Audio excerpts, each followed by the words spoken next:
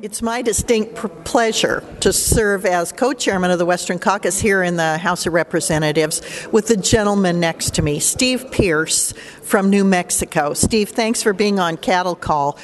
Steve's had the uniquely miserable experience of having a new national monument designated with the president's phone and pen, as he said he would do, creating a massive new federal designation in his state. Steve, can you tell us what's going on in New Mexico? Absolutely. The president, with a stroke of the pen, created a national monument that's about 600,000 acres, one of the largest land grabs ever. We had a bill which would have protected the area that New Mexicans wanted to protect. It was about 55,000 acres. One of the most troubling things is that the president reached down onto the border, created a piece of that monument down right on the border.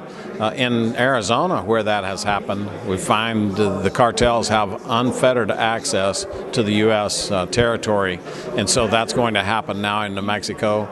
New Mexicans are angry about it. The next thing is that it creates wilderness up in an area where the water dams are designed to keep the water from running off the mountains in that area.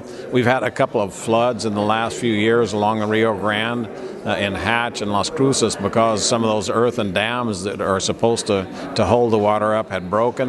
Now then, with this designation, we're not going to be able to get in and repair those dams because it uses dirt moving equipment, bulldozers and those sorts of things. You can't take wheeled or motorized vehicles into wilderness.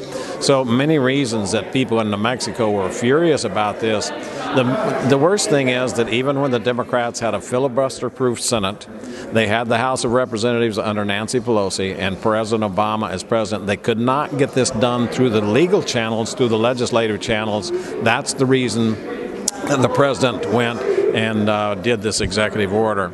So it's just a symptom of what's happening in the West. There is a war on the West, a war on the poor in the West, taking away our jobs, taking away our future, and our ability to defend the border and also to have water projects and to see that future generations have the same opportunities in agriculture that we've had in our generation.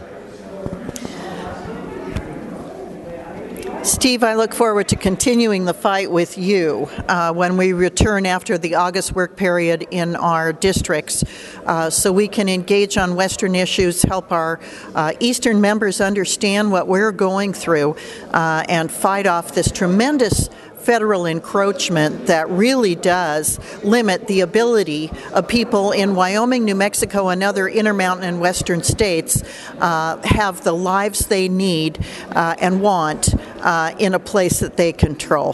For this week's Cattle Call with Steve Pearce, I'm Cynthia Lummis.